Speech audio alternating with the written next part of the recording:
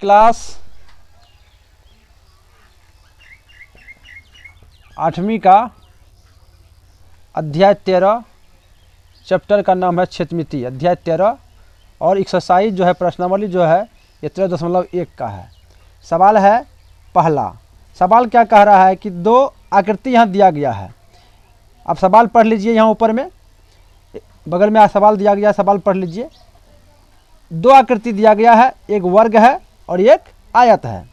कह रहा दोनों का जो परिमाप है, इस दोनों का परिमाप, दोनों आकृति का जो परिमाप है बराबर है। कह रहा क्षेत्रफल में क्या अंतर है, किसका क्षेत्रफल अधिक है, किसका क्षेत्रफल कम है। तो आइए देखते हैं पहले इसका वर्ग का क्षेत्रफल। तो वर्ग का क्षेत्रफल बराबर क्या होता है, भुजा स्क्वायर होता है, यानी भुजा गुना भुजा कहिए या फिर भुजा स्क्वायर कह सकते हैं हम। तो भुजा कितना है, यहाँ देखिए भुजा इसका 80 मीटर है। तो 80 मीटर गुना 80 मीटर बराबर कितना हो गया, 8 8 64 पर 00 मीटर स्क्वायर। ये मेरा क्षेत्रफल निकल गया किसका, वर्ग का। अब आइए आयत का क्षेत्रफल देखते हैं। आयत का क्षेत्रफल बराबर, आयत का क्षेत्रफल क्या होता है, लंबाई गुना चौड़ाई। लंबाई देख लीजिए मेरा 100 मीटर जो है, लंबाई क्या है 100 मीटर और चौड़ाई क्या है 60 मीटर। तो यहाँ लिखिए 100 मीटर लंबाई की जगह में 100 मीटर गुना चौड़ाई की जगह में लिखिए 60 मीटर। गुना कर दीजिए दोनों को, 6 पर 000 हो जाएगा मीटर स्क्वायर। ये हो गया मेरा आयत का क्षेत्रफल और ये हो गया मेरा वर्ग का क्षेत्रफल। ये 6400 मीटर स्क्वायर है, ये 700 मीटर स्क्वायर है। तो वर्ग का क्या हो गया, अधिक हो गया। तो कितना हो गया, घटा देंगे 6400 घटा 6000 बराबर 400, यानी 6400 में 700 घट गया, 400 मीटर स्क्वायर बच गया। ये मीटर स्क्वायर में है, मीटर स्क्वायर में है ये। तो ये जो है 400 मीटर स्क्वायर इसका वर्ग का क्षेत्रफल अधिक है। यहाँ हम लिख सकते हैं अतः है। तो आइए अब देखते हैं अगला हिसाब, 2 नंबर। दूसरा नंबर देखिए, यह एक आयताकार प्लॉट है। प्लॉट की लंबाई देखिए 80 मीटर, 80 मीटर इस प्लॉट की क्या है, लंबाई है। और प्लॉट की चौड़ाई क्या है, प्लॉट की चौड़ाई 60 मीटर है। इस प्लॉट के अंदर में, इस प्लॉट के अंदर में घर बनाना है, वर्गाकार घर बनाएगा जिसका एक भुजा 40 मीटर है। और जो शेष क्षेत्र बचता है, ये क्षेत्र चारों तरफ का, ये चारों तरफ का जो क्षेत्र बचता है, इस क्षेत्र में फुलवारी लगाना है। तो कह रहा है कि इस फुलवारी का क्षेत्रफल निकाल करके इसका खर्च कितना होगा, खर्च बताइए। सवाल कह रहा है, एक बार सवाल हम पढ़ लेते हैं। बिमला के पास एक आयताकार प्लॉट है जैसा कि चित्र में दिखाया गया है। वह प्लॉट के बीच में एक वर्गाकार घर बनाना चाहती है। घर के चारों ओर फुलवारी लगवानी है। उसे फुलवारी लगाने में 40 रुपया प्रति वर्ग मीटर के दर से कितने रुपये खर्च आएंगे। फुलवारी लगाने का खर्च देखिए, फुलवारी लगाने का खर्च बराबर 40 रुपया प्रति मीटर स्क्वायर है, यानी 1 मीटर स्क्वायर में 40 रुपया खर्च होता है। तो आइए पहले हम क्या करते हैं, इस प्लॉट का क्षेत्रफल निकाल लेते हैं। प्लॉट का क्षेत्रफल बराबर क्या होगा, आयताकार है प्लॉट तो लंबाई गुना चौड़ाई, लंबाई गुना चौड़ाई। लंबाई देखिए मेरा कितना है 80 मीटर, 80 मीटर गुना चौड़ाई कितना है 60 मीटर। तो 8 छक्का 48 पर 00, यह मीटर स्क्वायर हो गया मेरा क्षेत्रफल। किसका, प्लॉट का क्षेत्रफल, पूरे प्लॉट का। अब घर का देखिए, वर्गाकार घर का क्षेत्रफल, वर्गाकार घर का क्षेत्रफल बराबर क्या होगा, भुजा स्क्वायर होगा। भुजा कितना है इसका, 40 है, 40 मीटर। तो 40 मीटर 40 गुना 40, 4 चौका 16, डबल 0, यानी यह मीटर स्क्वायर हो गया। अब कह रहा कि बचे हुए क्षेत्र का जो जिसमें घर नहीं बना है इस प्लॉट में, उसका क्षेत्रफल निकालेंगे। फुलवारी लगने वाले जगह का क्षेत्रफल बराबर आयताकार प्लॉट का क्षेत्रफल घटा वर्गाकार क्षेत्र का क्षेत्रफल, यानी वर्गाकार जहां घर बनेगा। तो आयताकार प्लॉट का क्षेत्रफल मेरा कितना है, इतना, घटा घर का कितना है जिसमें घर बनेगा, 1600 मीटर स्क्वायर।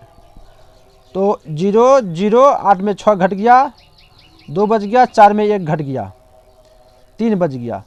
इतना मीटर स्क्वायर मेरा फुलवारी का क्षेत्र बच गया। अब फुलवारी लगाने का खर्च देखिए, फुलवारी लगाने का खर्च बराबर, क्योंकि 1 मीटर एक प्रति यानी 1 मीटर में कितना खर्च होता है, 40 रुपया। तो 3200 मीटर में कितना होगा, 40 से इसको गुना कर देते हैं। 3200 गुना 40 बराबर 4 दूनी 8, 4 तिया 12 पर 3 0 हो जाएगा। इतना रुपया फुलवारी लगाने का खर्च हुआ है। यही हो गया मेरा आंसर। आइए देखते हैं अगला तीसरा नंबर सवाल। तीसरा नंबर सवाल देखिए, सवाल कह रहा है, एक बार सवाल पढ़ लेते हैं हम। अमरेश अपने घर के आंगन में ईंट बिछवाना चाहता है। यदि आंगन की लंबाई 20 मीटर, आंगन की लंबाई, ये आंगन है, इसमें ईंट बिछवाना है। आंगन की लंबाई कितना है, 20 मीटर, और आंगन की चौड़ाई कितना है, 15 मीटर, यानी ये चौड़ाई है और ये लंबाई है, यानी लंबाई बराबर 20 मीटर, चौड़ाई बराबर 15 मीटर। इसमें ईंट बिछाना है। एक ईंट की लंबाई और चौड़ाई देखिए, ईंट की लंबाई बराबर, ईंट की लंबाई बराबर 25 ईंट की लंबाई 25 सेंटीमीटर और 80 सेंटीमीटर, यानी ईंट की लंबाई 80 सेंटीमीटर और ईंट की चौड़ाई बराबर, ईंट की चौड़ाई बराबर 25 सेंटीमीटर है। तो इस आंगन में कितना ईंट लगेगा? तो इसके लिए पहले हमको क्या करना पड़ेगा, इस मीटर को, चूंकि ईंट सेंटीमीटर में है, इस मीटर को हम सेंटीमीटर में बदल देते हैं। आंगन की लंबाई देख लीजिए, आंगन की लंबाई बराबर 20 मीटर गुना 100 बराबर 2000, यानी 20 क्या हो गया, सेंटीमीटर। आंगन, एक मिनट,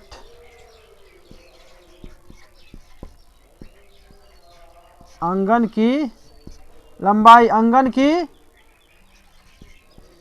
चौड़ाई बराबर कितना है, आंगन चौड़ाई 15 मीटर, 15 मीटर गुना 100 बराबर 1500 सेंटीमीटर।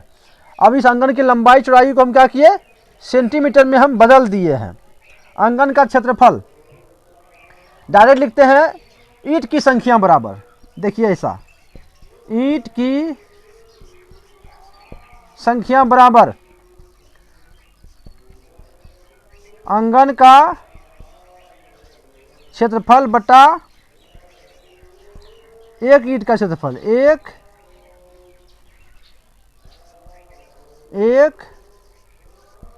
ईंट का क्षेत्रफल। आंगन का क्षेत्रफल में एक ईंट का क्षेत्रफल से हम भगा देंगे तो ईंट की संख्या मेरा क्या हो जाएगा, निकल जाएगा। आंगन का क्षेत्रफल यानी आंगन कैसा आयताकार है, तो लंबाई गुना चौड़ाई, लंबाई कितना हो गया, यहाँ देखिए 2000 है, 200 नहीं, 2000 सेंटीमीटर गुना चौड़ाई कितना है, 1500 सेंटीमीटर। अब ईंट की लंबाई चौड़ाई देखिए, 80 25 है, ईंट की लंबाई 80, चौड़ाई 25। काटिए इसको इसको काटिए, इसको काटिए, 25 छक्का 150, इसको कर दीजिए आधा 3, इसको कर दीजिए आधा 4, 4 5 20 00, यानी कि बच गया यहाँ क्या, यहाँ लिखते हैं, यहाँ बच गया 500 गुना 300, सॉरी 3, 500 यहाँ है 3, 5 तिया 1500, यानी 1500 ईंट हो गया, 1500 ईंट हो गया। इस आंगन में बिछाने के लिए 1500 ईंट लगेगा। दोस्तों अगर आपको समझ में नहीं आएगा और कमेंट में हमको ज़रूर बता दीजिएगा, मैं और बढ़िया से इसको बेहतर बनाने का प्रयास करूँगा। और अच्छा लगता है तो कमेंट में ज़रूर बता दीजिएगा, और नए हैं तो चैनल को सब्सक्राइब कर लीजिएगा। चलिए आगे बढ़ते हैं चौथा नंबर सवाल पर। आइए चौथा नंबर सवाल देखते हैं। सवाल पढ़े बार पढ़ लेता हूँ मैं। कह रहे एक त्रिभुजाकार खेत का क्षेत्रफल 600 वर्ग मीटर है तथा ऊंचाई 60 मीटर है, तो उस खेत का आधार ज्ञात करें। ये काफ़ी आसान सवाल है। खेत का क्षेत्रफल देखिए, ये त्रिभुजाकार खेत है, खेत का क्षेत्रफल देखिए, क्षेत्रफल बराबर 600 क्या है सेंटीमीटर, मीटर स्क्वायर है, 600 मीटर स्क्वायर है, और ऊंचाई दिया गया है। इस खेत की ऊंचाई बराबर 60 मीटर दिया गया है, 60 मीटर। तो आधार निकालने के लिए कह रहा है, आधार क्या होगा, आधार बराबर क्या होगा, आधार निकालना है हमको। तो हम जानते हैं त्रिभुज का क्षेत्रफल बराबर, त्रिभुज का क्षेत्रफल बराबर 1/2 गुना आधार गुना शीर्ष लंब, यानी कि लंब या ऊंचाई कह सकते हैं या लंब कह सकते हैं। आधार गुना ऊंचाई, लंब कहिए या ऊंचाई कहिए, एक ही बात है। 1/2 क्षेत्रफल की जगह क्षेत्रफल हमको मालूम है कितना, 600 मीटर स्क्वायर। 1/2 गुना आधार हमको मालूम है नहीं, आधार की जगह आधार लिखते हैं। ऊंचाई हमको मालूम है कितना, 60 मीटर। अब ये देखिए, ये इससे गुना हो जाएगा, यहाँ काट दीजिए, इसको काट दीजिए 30 दूनी 60, 600 बराबर 30 आधार, 30 आधार में 30 गुना आधार, इसलिए हम लिखेंगे आधार बराबर क्या हो जाएगा, यानी 600 में 30 से भागा हो जाएगा। तो इस काट दीजिए, इसको 0 0 कटेगा, 3 दूनी 6, यानी 20 मीटर हो गया इसका क्या चीज़, आधार। यानी ये आधार जो है मेरा 20 मीटर निकल गया। तो ये हो गया आंसर। तो आइए अब देखते हैं इस अध्याय का अंतिम हिसाब, 5वां नंबर। चलिए आइए 5वां नंबर सवाल देखते हैं। कह रहा है कि एक धावक है, क्या है, धावक माने दौड़ने वाला। ये धावक जो है यह चाहता है कि हम ये तीनों आकृति के चारों चक्कर लगाएं, और जिसमें कम होगा उसी में धावक दौड़ना चाहता है। कह रहे कौन सी आकृति का चक्कर जो है कम समय में लगेगा, यानी कम दूरी तय करना पड़ेगा उसे। तो आइए देखते हैं, इसका सबका परिमाप निकालना पड़ेगा। परिमाप निकालने के बाद ही हमें पता चलेगा कि किसकी दूरी कम है। तो आइए पहला यहाँ आकृति ए बी सी, तो पहला आकृति का हम परिमाप निकालते हैं। पहला आकृति में क्या है, अर्धवृत्त है। देखिए अर्धवृत्त का परिमाप बराबर, तो वृत्त का परिमाप क्या होता है, 2 पाई आर होता है वृत्त का। अर्धवृत्त का इसमें 2 से हम भागा दे देंगे तो अर्धवृत्त का निकल जाएगा। तो अर्धवृत्त का निकलेगा, जैसे ये पूरा होगा, ये तो वृत्त हो गया, लेकिन अर्धवृत्त का तो यहाँ से यहाँ तक निकलेगा, यहाँ से यहाँ तक का परिमाप निकलेगा। तो ये वाला भाग इसका छूट जाएगा। तो ये हो गया, यहाँ से यहाँ तक की दूरी कितना, इसको जोड़ देंगे 42, इसको ये 42 है, यहाँ लिख सकते हैं हम, डायरेक्ट लिख देते हैं 42, यानी 42 है ये।